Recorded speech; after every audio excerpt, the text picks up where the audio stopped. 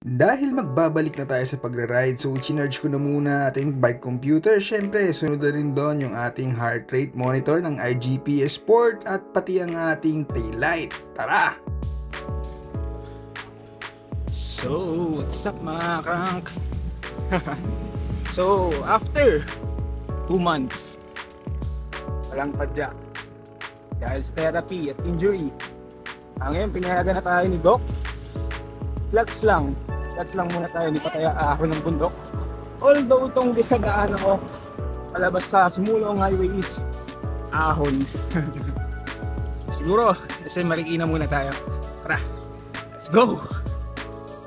Shoutout kung sino man ang nakaisip na lagyan ng green light itong ating bike lane para mas maging safe lalo na pag madilim. Good job sa inyo dyan mga sir at ma'am.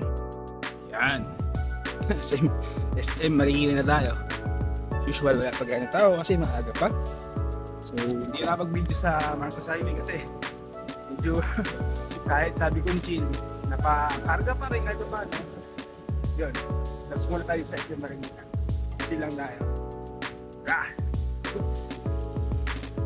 Yan lang muna for today. Hanggang sa susunod na video. Ride safe. Peace out!